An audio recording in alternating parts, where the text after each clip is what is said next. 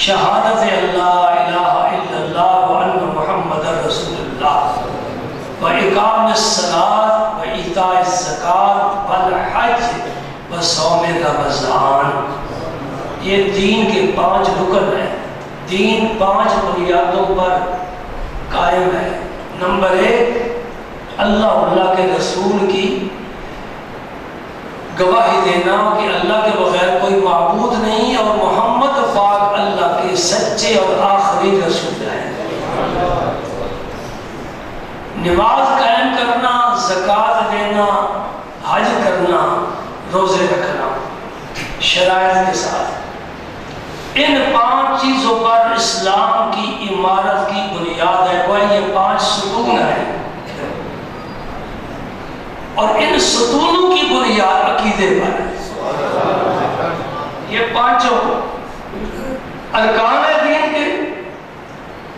دین کی عمارت ان پر قائم ہے، ان ستونوں پر قائم ہے۔ 5 ستون ہیں اور یہ 5 ستون عقیدے پر قائم ہے۔ عقیدہ پھر کیا ہوا؟ عقیدہ بنیادی حیثیت رکھتا ہے۔ اس طرح سمجھ لو جس طرح درخت کی شاخ ہے، درخت کا تنا ہے اور درخت کی جڑ ہے۔ شاخیں تابع ہیں تنے کی اور تنا قائم ہے جڑ کی وجہ سے۔ جڑ خوراک پہنچاتی ہے، تنے کو مضبوط بناتی ہے۔ جڑ خشک ہو جائے تو تنے کے شاخیں خشک ہو جاتی ہیں، پتے جھڑ جاتے ہیں، نہ پھول آتا ہے نہ پھل لگتا ہے۔ اگر کہیں پتے پھیلے ہوئے دیکھو نا، ایک بات سمجھانا چاہتا ہوں، سمجھو۔ اگر کہیں بہت پتے پھیلے ہوئے دیکھو نا تو جڑ کی تلاش کرو۔ نہیں سمجھے؟ یہ دیہاتوں میں، شہروں میں نہیں ہوتا۔ دیہاتوں میں پانی جمع ہو جاتا ہے، گھر کا پانی استعمال ہوتا ہے تو نالیوں کے ذریعے کسی نشیبی پر پانی جمع ہو جاتا ہے، وہ پھر پانی گندا ہو جاتا ہے۔ اس پر ایک تمہیں بہت دیر پھیلی ہوئی نظر آئے گی، کبھی دیکھی ہے؟ جی یقیناً دیکھی آپ نے۔ اس کا پھیلاؤ بہت زیادہ ہے، دور دور تک پتے ہیں چوڑے چوڑے۔ آپ اگر تلاش کریں تو اس کی تمہیں جڑ نہیں ملے گی۔ جڑ نہیں ہے، تنا بھی نہیں ہے، پتے کہاں سے آ گئے؟ ان پتوں پر نہ تو پھول لگتا ہے کہ کوئی خوشبو ہی سونگھ لے، نہ پھل لگتا ہے کہ کوئی بھوکا کھا ہی لے، نہ اس کا سایہ ہے کہ کوئی سائے کے نیچے ذرا بیٹھ کر ٹھنڈی سائے سے فائدہ اٹھا لے، نہ اس کی لکڑی ہے جو جلانے کے کام آ سکے۔ اس پھیلی ہوئی بیر سے پوچھو تو کیا کر رہی ہے، تیرا کیا فنکشن کیا ہے، تیرا مشن کیا ہے، تیری ذات کیا ہے، تیری صفات کیا ہے؟ تو وہ جواب دے گی، مجھ سے کیا پوچھتے ہو، میں گندے پانی پر پڑی ہوں، بس میرے یہ ظاہری نظارہ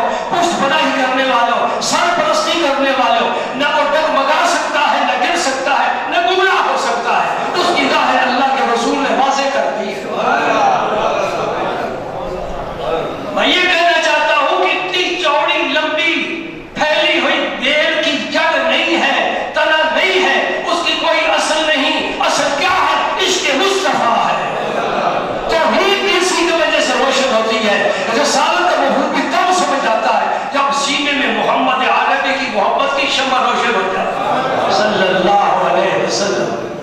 صحابہ نے سب سے بڑا کام یہ کیا ہے، امت کا بہترین طبقہ صحابہ کرام کا ہے، سب سے پہلا کام کیا کیا ہے؟ کلمہ پڑھا ہے، نبی سے پیار کیا ہے۔ انشاءاللہ حدیث سے سنیں گے تو ہمارے سامنے پیار کی پیاری داستان آ جائے گی۔ لیلا سے فقط مجنون نے پیار کی ہے، کسی دوسرے نے نہیں کیا۔ اور یوسف علیہ السلام کے خریداروں میں تو بے شمار تھے، مجھے نام کسی کا بتاؤ زلیخا کے علاوہ۔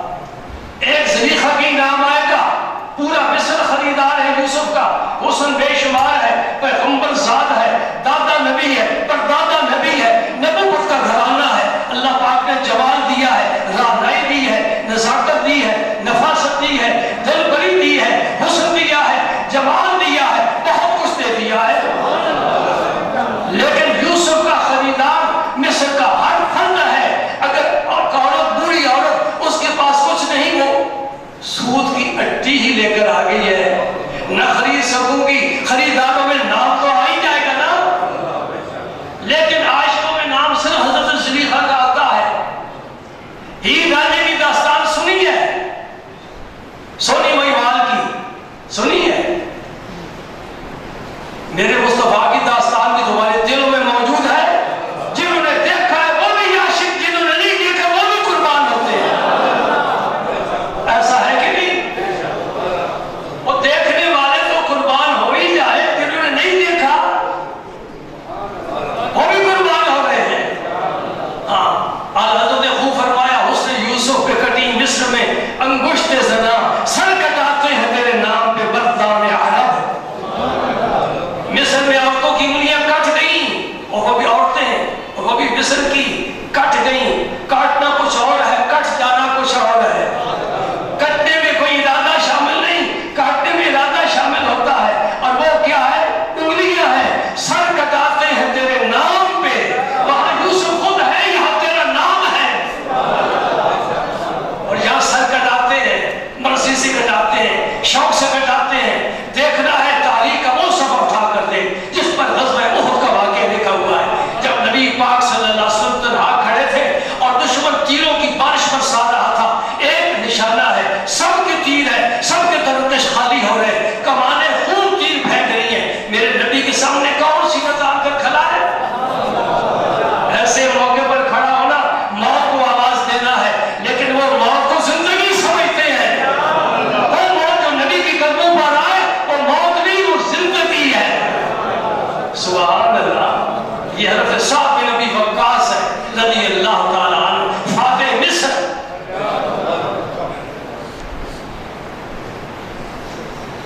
سینہ تاب کر تیر آ رہے ہیں،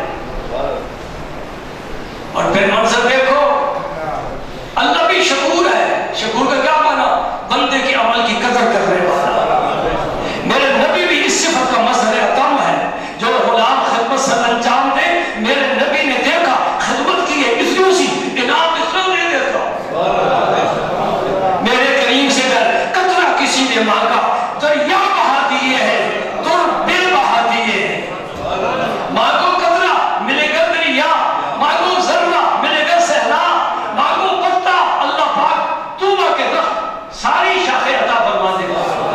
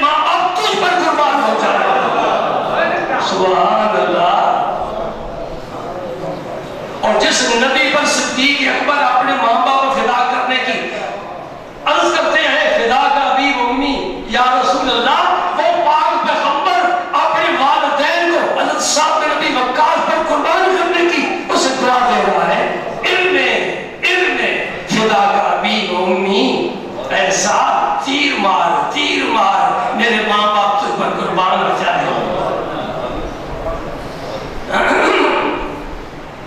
ایک حضرت صاحب حاضر ہوئے نا سرکار کی خدمت میں, حضور نے فرمایا یہ میرا ماموں ہے, یہ میرا ماموں ہے, کوئی مجھے اپنا ماموں اس نے سب دکھاؤ تو صحیح. سب کو دعوت دے دی, اے تمہارے بھی ماموں ہے, میرا بھی ماموں ہے, اس جیسا مجھے کوئی دکھاؤ تو صحیح. یہ نبی نے بنایا ہے, نبی نے سوارا ہے.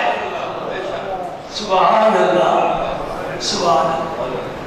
اور ماں بچے کو نہلاتی ہے, بچہ خود نہیں نہا سکتا, ماں نہلاتی ہے, پھر کیا کرتی ہے, تولیے سے خشک کرتی ہے جسم کو, پھر کیا کرتی ہے, تیل لگاتی ہے, پھر اس کے بالوں پر کنگھا کرتی ہے, اور پھر آنکھ میں سرما ڈالتی ہے, اور پھر پیار سے بوسہ لیتی ہے.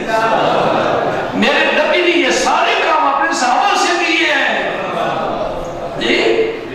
اس لیے صحابہ کی شان انبیاء کے بعد دنیا میں کوئی ان کی نسل نہیں, پہلی امتوں میں کوئی نہیں ہے, آئے بعد میں سب سے آگے بڑھے. تو میں عرض یہ کرنا چاہتا تھا, سرکار کا جب ذکر آ جائے, یہ تو ہماری مجلس کی خصوصیت ہے. ہم مسائل بھی بیان کرتے ہیں, لیکن سب سے بڑھ کر آپ اپنے نبی کا ذکر کرنا پسند کرتے ہیں. اور نبی پاک کے ذکر میں سرکار کے عادات, حضور کے اخلاق, حضور کی عبادات, معاملات, یہ سمجھنے اور سیکھنے کی کوشش کرتے ہیں. میں کافی جمعوں سے ایک بات لے کر بیٹھا ہوں, لیکن وہ مکمل نہیں ہو رہا. سرکار کا جب ذکر آ جاتا ہے تو وہ حدیث پاک وہی رہ جاتی ہے. ہر مومن کو سب سے پہلے اپنا عقیدہ درست کرنا چاہیے, اس کے بعد اپنے نبی کریم کی سیرت پاک کا مطالعہ کرنا چاہیے, اور حضور کے معاملات زندگی اور عبادات, اللہ کے جو حقوق ادا کیے اور جو بندوں کے حقوق ادا کیے کس طرح کیے, وہ ہر مسلمان کو سمجھنا چاہیے. یہ اسوہ حسنہ ہے. تو بیان کون سے شروع تھا, آپ کو یاد ہوگا, میرے نبی کریم صلی اللہ علیہ وسلم کے پانی پینے کا. بھائی 70 سال عمر ہو گئی ہے, ابھی تک یہی پتہ نہیں کہ نبی پاک صلی اللہ علیہ وسلم نے کس برتن میں پیا, کس طرح پیا, کتنے سانس لیے, اور سانس لیے تو پھر پڑھا کیا, ذکر کیا کیا, اور اگر بچ گیا تو وہ کس قدر کیا, ان دل دیا یا کسی کو دے دیا پینے کے لیے. اب جب دیا ہے تو مجلس لگی ہے, دائیں والے کو دیا ہے, بائیں والے کو دیا ہے, افضل کو دیا یا کسی بچے کو دے دیا ہے جی. اس لیے ہمیں سوچنا چاہیے نا, ہو سکتا ہے کہ کوئی بڑا علم والا یا بڑے علم والوں کو سننے والا وہ کئی چھوٹے چھوٹے مسائل کیا بیان کرتے ہو. میں کہتا ہوں یہ چھوٹا مسئلہ نہیں ہے, نبی کے ساتھ جس کا تعلق ہو, بڑے کے ساتھ جس کا تعلق ہو, وہ چیز بھی چھوٹی نہیں رہتی, وہ بڑی ہو جاتی ہے. یہ نبی پاک صلی اللہ علیہ وسلم کے طریقے ہیں, حضور کے صحابہ کے طریقے. آج میں آپ کے ساتھ ایک حدیث پیش کرنے لگا ہوں, جس حدیث پاک سے ایک میرے مسئلے کی تائید ہوتی ہے. میں نے کیا تھا 3 پانی ہے جو کھڑے ہو کر پینا مستحب ہے, باقی ہر مشروب, خواہ پانی ہو, شربت ہو, بوتل ہو, دودھ ہو, کچھ بھی ہو, بیٹھ کر پینا مستحب ہے. اور 3 پانی ہے کھڑے ہو کر پینا. پہلا پانی آب زمزم, زمزم شریف کا پانی, یہ کھڑے ہو کر پینا مستحب ہے, اس لیے کہ نبی پاک صلی اللہ علیہ وسلم نے زمزم شریف کھڑے ہو کر نوش جاں فرمایا. تو جس طرح حضور نے پانی پیا, اس طرح پیے گا, عرش والا پسند کرے گا, اس میں برکت ہوگی, بیماری نہیں آئے گی. ایک ہے عادتاً بیٹھ کر پی لینا, کرسی پر بیٹھے ہو, زمین پر بیٹھے ہو, بیوی نے, بیٹی نے پانی کا گلاس دے دیا, آپ نے عادتاً پی لیا. نہیں, ہر عمل سے پہلے نیت درست کرو. ہمارے پنجاب میں, بلکہ بعض دوسرے علاقوں میں بھی, خاص طور پر سرحد میں لوگ پگڑی باندھتے ہیں, پٹھان لوگ پگڑی باندھتے ہیں. ایک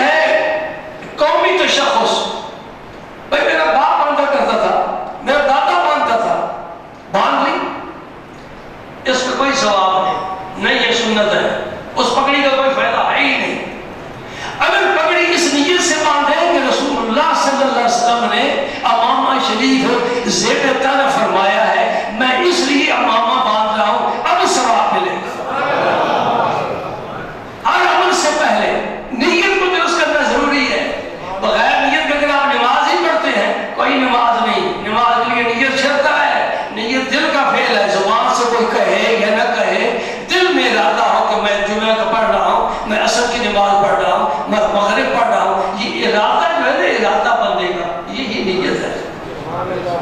آپ کھانا کھاتے ہیں کوئی ثواب نہیں، بس ضرورت پوری ہو جاتی ہے۔ اور کھانا کھانے والا یہ نیت کر کے بیٹھے کہ اللہ کا حکم ہے کہ رزق حلال کھاؤ، اللہ کا حکم ہے میں اس لیے کھا رہا ہوں، میرے نبی پاک نے بھی کھانا ملاحظہ فرمایا، میں اس لیے کھا رہا ہوں تو کھانا بھی کھائے گا، تقویت بھی پیدا ہوگی بدن میں، ضرورت بھی پوری ہو جائے گی اور اجر بھی ملے گا۔ سمجھے نا؟ یہ بات میری ذہن میں بٹھا لیں۔ میں کو بڑا مولوی نہیں ہوں، بڑی دھواں دھار تقریر کروں خوش دانی میں بس یہ چھوٹے چھوٹے مسائل سمجھانے کی کوشش کرتا ہوں۔ یہ مسئلہ انشاءاللہ مجھے یقین ہے آپ پہلی دفعہ سنتے ہیں، کبھی توجہ نہیں بن پائی، کھا لیتے ہیں، پی لیتے ہیں، کپڑے پہن لیتے ہیں، بلکہ اللہ اللہ میرے جہاں بک ہو گیا، جی دولہا آ رہا ہے، دولہے نے بڑے قیمتی لباس پہنا ہوا ہے، آج سب سے انوکھا لگ رہا ہے، اس دولہے سے پوچھو کدھر جا رہا ہے، اس کے باپ سے پوچھو اتنا تکلف تو نے کیوں کیا ہے؟ یہ لوگوں کو تو نے بلا کر بٹھا دیا ہے، 3-3 4-4 گھنٹے ہو گئے، کھانا بھی نہیں شروع ہو رہا، یہ کیا تماشا ہے؟ لاکھوں روپے خرچ ہو گئے، کوئی نیت نہیں، سب فضول، آنا بیٹھنا کھانا پینا کھلانا سب فضول، کوئی اجر نہیں، کوئی ثواب نہیں۔ میاں نے کلمے پڑھائے، نکاح پڑھا دیے، جابو قبول ہو گیا، سب بے فائدہ، سب فضول۔ ہاں پہلے دل سے نیت کر لے بیٹا، پہلے دل سے نیت کر لے کہ رشتہ ہو گیا، میں شادی کروں گا اس لیے کہ میرے نبی پاک نے شادی فرمائی ہے، تیرا گھر سے نکلنا برکت والا، لباس پہننا برکت، تیرا میرے جہان میں جانا ہر قدم برکت ہے، جی شادی کرنا برکت۔ اب جب تیری اولاد ہوگی وہ تیرے سامنے سر نہیں اٹھائے گی، کہے گی ابا جی تم جو کہتے ہو میں وہی کرتا ہوں۔ ہماری کام ساری نیت کے بغیر ہی چل رہے ہیں، سمجھے نہیں سمجھے؟ پہلے نیت کو درست کرنا چاہیے، میں کیوں پی رہا ہوں؟ میرے رسول اللہ نے پانی پیا ہے۔ دودھ کیوں پیتا ہوں؟ رسول اللہ نے دودھ پیا ہے۔ دودھ میں پانی ملا کر کچی لسی بنا کر کیوں پیتا ہوں؟ میرے رسول اللہ کو ملائی گئی ہے، ثواب ہی ثواب ہے، ہر گھوٹ پر درجہ ہے، ہر لقمے پر فضیلت ہے انشاءاللہ۔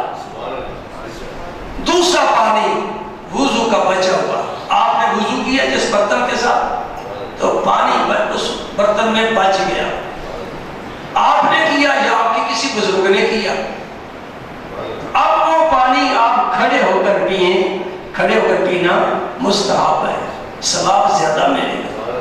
تیسرا پانی کسی کا پس پھوڑنا، کوئی بزرگ پانی پیتے ہیں نا بچ جاتا ہے تو اسے انڈیلنا نہیں ہے، یہ فضول خرچی ہے، یہ نیکی کا کام نہیں ہے۔ جی میں ایسی جگہ بیٹھ کر بات کر رہا ہوں جہاں آدھی بوتل پیتے ہیں آدھی چھوڑ دیتے ہیں، جی ہم بڑے لوگ جو ہوئے نا، ہمارے نزدیک کوئی قدر ہی نہیں ان چیزوں کی۔ یہ چیزیں کیا ہیں؟ یہ اللہ کی نعمت ہے۔ ان لوگوں سے پوچھ جو پانی خرید کر پیتے ہیں، ان سے پوچھ جن کے علاقے میں پانی ہوتا ہی نہیں ہے، وہ پانی جو بارشوں کا جمع ہو جاتا ہے، جانور بھی پیتے ہیں، وہاں کپڑے بھی دھوتے ہیں، اور وہی پانی گھروں میں بھر کر لے جاتی ہے۔ تھال کے علاقے میں جا کر دیکھ لو، ان سے پوچھو اس تیرے گلاس میں بچے ہوئے پانی کی کیا قیمت ہے؟ جی ہمیں کوئی قدر نہیں، ہمارے نل کے چل رہے ہیں، پانی ضائع ہو رہا ہے۔ آپ وضو کرتے ہیں نا، بھائی میری بات اچھی طرح سمجھو، کبھی تجربہ کر کے دیکھ لو۔ ایک آدمی ایک لگن نیچے رکھ دے، ٹوٹی کھول کے وضو کرنا شروع کر دے، ایک لوٹے کے ساتھ وضو کر لیتا ہے، آج دیکھے پورا لگن بھرا گیا، تو کتنے لوٹے پانی ضائع کیے تو نے؟ کہتے ہیں پانی چونکہ عام ہے، سن لو حدیث پاک، اسی کتاب میں حدیث موجود ہے۔ میرے رسول پاک صلی اللہ علیہ وسلم نے حضرت سعد کو دیکھا، میں سنی سنائی باتیں کرنے والا نہیں ہوں، ان آنکھوں سے دیکھتا ہوں پھر اس زبان سے بیان کرتا ہوں۔ حضرت سعد نبی پاک کے جلیل القدر صحابی ہیں، وضو فرما رہے ہیں، سرکار گزرے، آپ نے دیکھا کہ یوں ہی پانی ڈال خرچی ہے اور ضرورت کے مطابق پانی استعمال کرے. تو آپ نے فرمایا ایسا یہ کیا فضول خرچی کر رہا ہے؟ عرض کرتے یا رسول اللہ کیا وضو میں فضول خرچی ہے؟ بعض لوگ سمجھتے ہیں نیکی میں کوئی فضول خرچی نہیں، کیا وضو میں بھی فضول خرچی ہے؟ فرمایا اگر تو نہر جاری پر بیٹھا ہو تب بھی پانی زیادہ استعمال کرنا فضول خرچی میں شامل ہوگا. حالانکہ جاری نہر کا پانی تو پاک ہے، جو تو استعمال کر رہا ہے وہ جہاں جائے گا پاک ہی جائے گا، کم نہیں ہوگا.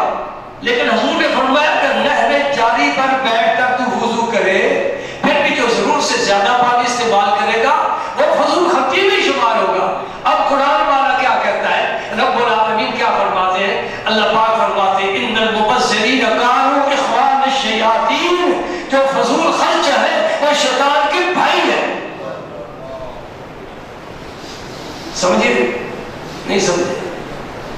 قبلہ درست ہو جائے گا، کوشش کرو. ان المبذرین کانوا اخوان الشیاطین، جو فضول خرچ ہے اللہ پاک فرماتا ہے یہ شیطان کے بھائی ہیں. آپ نے جب ہاتھ تر کر لیا نا، جب مسح کرنے لگے جی تو ٹوٹی تو کھلی چھوڑ دی. اب سر کا بھی مسح کیا آپ نے، کانوں کا بھی کیا، گردن بھی کیا، اس کے بعد انگلیوں کا خلال بھی کرنا ہے. کچھ وقت لگ گیا نا، ٹوٹی مسلسل پانی دے رہی ہے. یہ فضول خرچی ہوئی کہ نہ ہوئی جی؟ کچھ بتاؤ نا مجھے، میرے ساتھ بات چلو نا. فضول خرچی ہے کہ نہیں ہے؟ کبھی ہم نے توجہ کی ہے کہ ہاتھ تر کر لیا ٹوٹی بند کر دیں اب مسح کر لیں، جب پاؤں دھونے کو پھر کھول لیں گے؟ یہ چھوٹے کام نہیں، یہ بڑے کام ہے. عرش والا کیا فرما رہا ہے؟ ان المبذرین کانوا اخوان الشیاطین. ہم سمجھ رہے ہم وضو کر کے نیکی کا کام کر رہے ہیں، اللہ پاک کہتا ہے تو شیطان کا بھائی بن رہا ہے. سمجھو یہ مسائل دین کے، یہ کالجوں میں سکولوں میں نہیں سمجھ میں آتے، ٹی وی اس پر نہیں سمجھ میں آ جاتے. اب تو کچھ سنا ہے کوئی چینل اچھے چل رہے ہیں، عالم محبت ہے اس سے فیض پا لو جتنا مل سکتا ہے. حضرت علی المرتضیٰ کرم اللہ تعالی وجہ الکریم، آپ نے کوفہ کی جامع مسجد میں نماز ادا فرمائی. یہ اس وقت حدیث میرے سامنے ہے. حضرت علی نے ظہر کی نماز کوفہ کی جامع مسجد میں ادا فرمائی اور اس کے بعد وہاں ایک رہبہ بنا ہوا تھا. رہبہ کہتے ہیں بڑا کشادہ سر چبوترا. یہ علی المرتضیٰ کی عدالت ہے. نماز کے بعد آپ وہاں بیٹھ گئے، لوگ بھی وہاں جمع ہو گئے. جمعے کے بعد میرے پاس بیٹھتے ہو نا جی، کبھی کسی کو دیکھا کوئی مسئلہ پوچھ رہا ہے، ضرورت ہی نہیں، ویسے بھی آ کر بیٹھتے ہیں، بس بیٹھے رہتے ہیں، کبھی کوئی مسئلہ نہیں پوچھتا. علم مردہ ہو چکا ہے، ذہنوں سے یہ شعور ہی ختم ہو گیا ہے کہ ہم نے دین کے مسائل سیکھنے نہیں سیکھے، نہیں پڑھا تو کسی عالم کے پاس جب موقع ملے کوئی پوچھ لیا کرے، کوئی سیکھ لیا کرے. پھر ہم اس لیے خاموش رہتے ہیں کہ غالباً یہ بہت کچھ جانتے ہیں، حالانکہ آدمی کچھ بھی نہیں جانتا. استنجے کا بھی خاص طریقہ ہے، مسنون طریقہ، کس طرح استنجا کرنا ہے. وضو کا بھی طریقہ بزرگوں کو سیکھا جاتا ہے. حضرت علی المرتضیٰ نے پھر کوفہ کی تمام مسجدوں میں آپ نے کیا ایک لفظ استعمال کرتے ہو، ہم تو کہتے ہیں معائنہ کیا، وزٹ کیا. وزٹ کیا یہ تمہارا لفظ ہے بھائی، میں تھوڑی دیر کے لیے استعمال کر لیتا ہوں. آپ نے پھر کوفے کا وزٹ فرمایا، ہر مسجد میں تشریف لے گئے. وہاں جو واز فرما رہے تھے نا صاحب، اور زمانہ تھا علم کا، وہ زمانہ تھا تقوی کا، وہ زمانہ تھا تحقیق کا. ابھی صحابہ موجود ہیں، کیسے کیسے لوگ تھے.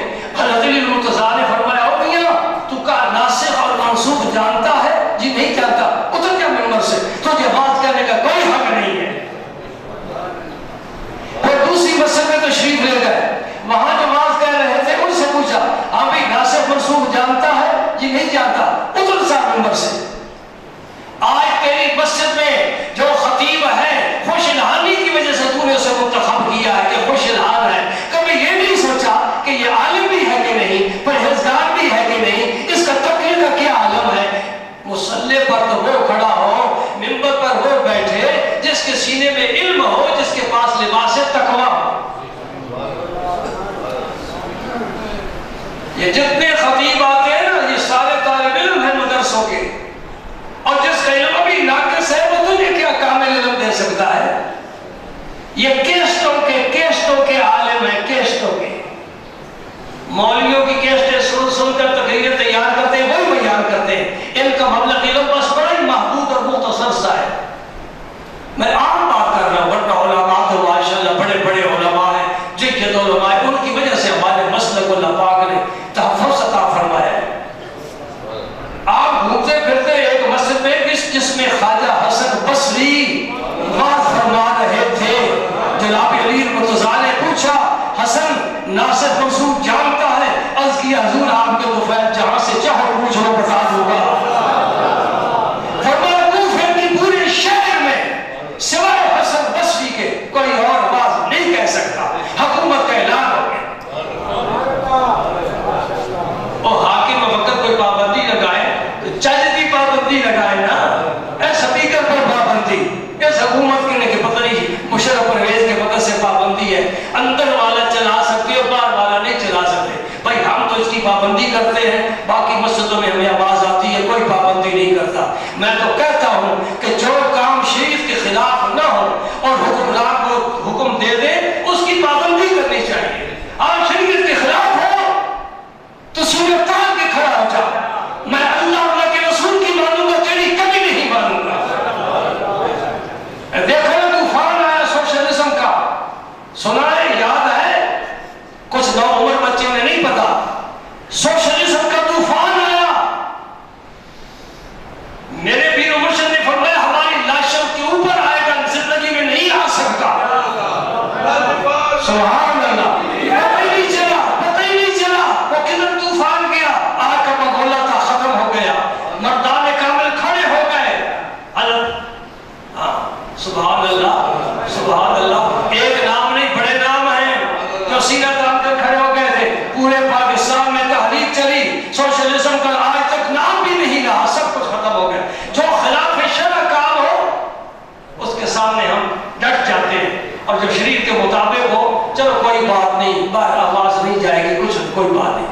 हालांकि मेरे जामे की बच्चियां ये बात सुनना पसंद करती हैं, उन्हें जरूरत भी है, लेकिन हम पाबंदी के पाबंद हैं, पाबंदी के पाबंद हैं। और कोई जुमे का ऐसा नमाजी नहीं हिम्मत करने वाला जो ये कोशिश करके इजाजत ले ले, भाई क्यों पाबंदी लगाई? इधर कोई हमारा मुकाबले में नहीं, कोई फिरकावादियत नहीं, कभी हमने ऐसी तकरीर नहीं की, क्यों पाबंदी है? बिला।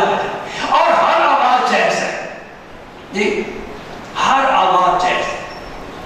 रात को आवाजें आती है, बेजार होते हैं, कहते ठीक है जी, ये हुकूमत का मसला है, हम तो बंद नहीं करा सकते।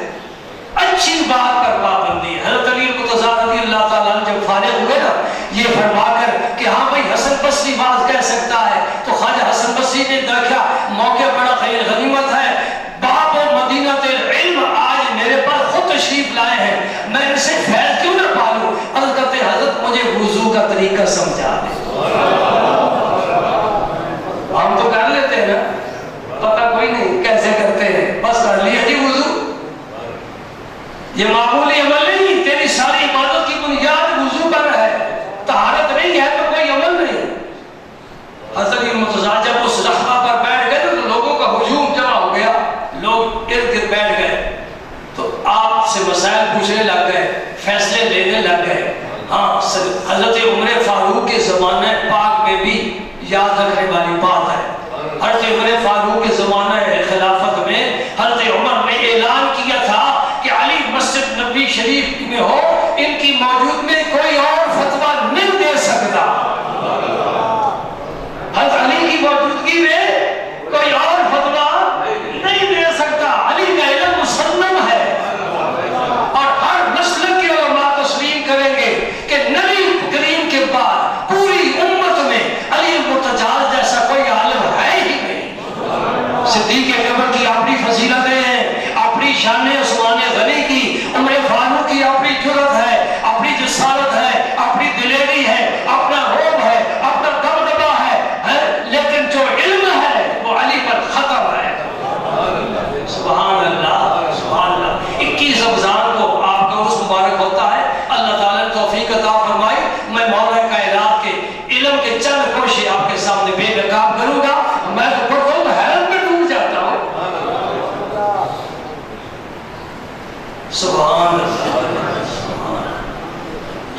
طرح مکمل کر کے نا ایک خوشبو تھوڑی سی انشاءاللہ پیش کرتا ہوں. زور سے لے کر اثر تک آپ بیٹھے رہے تو عالم دین کے لیے صحبت مہیا کرنا ضروری ہے. وہ عوام کے لوگ ایسا موقع دے نہ آئے. دکاندار دکان پر جاتا ہے نا, دکان کھولنا روزانہ اس کا کام ہے, کوئی گاہک آئے نہ آئے یہ رب نے بھیجنا ہے. عالم دین بیٹھا رہے انتظار میں, ہو سکتا ہے کوئی دین سیکھنے والا, کوئی وظیفہ پوچھنے والا آ ہی جائے. اور جس دن میرے پاس کوئی ایسی بات پوچھنے والا آ جائے جو میں پسند کرتا ہوں کسی تک پہنچانے کی, میں کہتا ہوں آج میری دہاڑی لگ گئی, آج دہاڑی لگ گئی. چلو ایک بندہ ہی آ گیا جس نے اللہ کا نام پوچھ لیا, کس کے لیے؟ کوئی نہیں آتا, کوئی نہیں آتا, کوئی نہیں پوچھتا. سر میری بات نہیں, میں تو کچھ بھی نہیں, میں تو خود اس تلاش و جستجو میں ہوں. میں بڑے بڑے مراکز کی بات کر رہا ہوں. جو جاتا ہے بیوی بیمار, دعا فرما. بیٹا باہر نہیں جا رہا, کاغذ نہیں بن رہے, دعا فرمائے. یہ ترقی نہیں ہو رہی, دعا فرمائے. یہ بھینس دودھ نہیں دیتی, جی دعا فرمائے. بس یہی سلسلہ چل رہا ہے. اور خدا کا نام پوچھو کہ اللہ کا نام کس طرح لینا ہے. میرے نبی کی زبان سے ایک دفعہ اللہ سبحان اللہ, وہ تلوار لے کر کھڑا تھا, واقعہ یاد ہے آپ کو؟ تلوار لے کر کھڑا, کہتے ہیں محمد میرے ہاتھ سے تجھے کون بچائے گا؟ محمد پاک نے کہا اللہ, وہ کام سے لگ گیا, تلوار گر گئی. یہ ہے نام سیکھ کر لینا. ہم اللہ اللہ کرتے رہے, بلی بھی نہیں پڑتی. وہ اللہ اللہ کرتے تھے, شیر بھی بھاگ جاتے تھے. سبحان اللہ. حضرت علی مرتضیٰ زور سے لے کر اثر تک بیٹھے رہے, لوگ مسائل پوچھتے رہے, فیصلے فرماتے رہے. تو حتیٰ کہ آپ کو جب پیاس محسوس ہوئی تو آپ نے پانی نوش فرمایا بیٹھ کر. اس کے بعد پھر آپ نے تازہ وضو کیا عصر کی نماز کے لیے. جی آپ نے وضو سے جب فارغ ہوئے نا تو پانی جو بچ گیا تھا نا وضو کا, فشاربا فضلہ وهو قائم, حضور نے وہ پانی کھڑے ہو کر نوش جاں فرمایا. وضو کا بچا ہوا پانی کھڑے ہو کر, اور پھر فرمایا ہاں یاد آ گئی اپنے یار کی نا, آ گئی یاد, منظر آ گیا سامنے, تصور جاگ اٹھا. فرماتے ہیں کہ ان النبی صلی اللہ علیہ وسلم صنع مثل ما صنعت, میں نے جس طرح کیا ہے میرے نبی پاک نے بھی اس طرح کیا تھا. یہ ہے محبت, وہ تھا عمل, یہ ہے محبت. اس عمل کی بنیاد اس محبت پر ہے. محبت کی بنیاد تصور شیخ پر ہے, اور ان کے شیخ بھی, مرشد بھی, نبی بھی, رسول بھی, یار بھی, محبوب بھی, مطلوب بھی, مقصود بھی محمد پاک کی ذات تھی صلی اللہ علیہ وسلم. فرماتے میں نے اس طرح کام کیا ہے جس طرح میں نے حضور کو کرتے ہوئے دیکھا تھا. یعنی آپ نے بھی وضو فرمایا, جو پانی بچ گیا وہ حضور نے کھڑے ہو کر نوش جاں فرمایا. وقت ختم ہوا, سلسلہ گفتگو کا باقی ہے, یار زندہ, صحبت باقی. تو آج یہ سبق یاد کر کے جاؤ. پہلا سبق کیا عرض کیا تھا؟ عقیدے کو درست کرنا. عقیدہ خراب, عمل کا کچھ فائدہ نہیں. عقیدہ درست. نمبر 2, نبی پاک صلی اللہ علیہ وسلم کے طریقے, کھانے پینے کے, زندگی پاک کے معمولات, ان کو جاننا سمجھنا کسی عالم دین سے, بزرگ سے. اب کیا کریں جی, میں جی درخواست دے دی میں حج پر جا رہا ہوں, ٹھیک ہے جی اللہ تعالیٰ آپ کی حج قبول فرمائے, چلے گئے, ویزا لگ گیا, بلا لیے, چلے گئے, حج کر کے آ گئے. حج سب سے مشکل رکن ہے. حج کرنا آسان کام نہیں ہے. میں نے ایک دفعہ دیکھا مینا میں, خیمے میں, وہ شاہپور کے علاقے کے 3 بڑے بڑے قداور جوان تھے. جوان تو نہیں تھے, کوئی جوانی ڈھل چکی تھی, تو قمیض تو ہوتی نہیں ہے نا, چادر بھی گرمی کی وجہ سے, تو وہ یہاں سے نا بال کھینچ رہا تھا, باتیں بھی کر رہا تھا, یہاں سے بات بھی آپ نے نا کندھے پر سے بال کھینچ رہا تھا. ایک بال بھی کھینچنا دم واجب ہو جاتی ہے, گناہ, سزا ہے, سمجھے نا. لیکن نہیں پتا، حج کے لیے تو وہ بھی آ گئے اور گٹھی سر پر اٹھائی گئی، اللہ اکبر، سر پر ٹوپی نہیں رکھ سکتے، گٹھی رکھی ہوئی ہے، تجھے کسی نے نہیں بتایا کہ حج پر جا رہا ہے تو احرام باندھنا ہے، تو احرام کی پابندیاں کیا ہیں، اور صابن خوشبودار کے ساتھ ہاتھ نہیں دھو سکتے، روح افزا کا ایک گھونٹ بھی نہیں بھر سکتے کہ خوشبودار ہوتا ہے، احرام کی حالت میں خوشبو والی کوئی چیز نہیں استعمال کر سکتے، حالانکہ خوشبو نبی پاک کو بہت زیادہ پسند ہے۔ یہ غلطی کیوں ہو گئی؟ کسی سے پوچھا نہیں، پر حج پر جا رہے ہیں۔ اور لطیفے والی بات ہے، ایک صاحب کو بیٹا اس کا وہاں رہتا تھا، اس نے حج پر بلایا، اسے نماز کی عادت نہیں تھی۔ یہ جو حج پر جا رہے ہیں نا بابا جی، انہیں نماز کی عادت نہیں تھی، وہاں جا کر بھی عادت نہ ہو تو پھر سجدہ دینا بڑا مشکل ہوتا ہے۔ اللہ تعالیٰ اچھی عادتیں پیدا فرمائے، پھر کام خود بخود ہوتے رہتے ہیں۔ مسجد میں پہلے دایاں قدم رکھنا ہے، عادت بن جائے تو میں توجہ کی ضرورت نہیں ہے، تیرا دایاں قدم خود بخود اندر جائے گا، بایاں نہیں جائے گا، عادت بن گئی ہے نا۔ تو عادتیں اچھی عادتیں بنانی پڑتی ہیں، یوں ہی نہیں بن جاتی۔ تو نماز کی عادت نہیں تھی، تو ہمارے علاقے کا تھا، تو اسے حج پر بلا لیا۔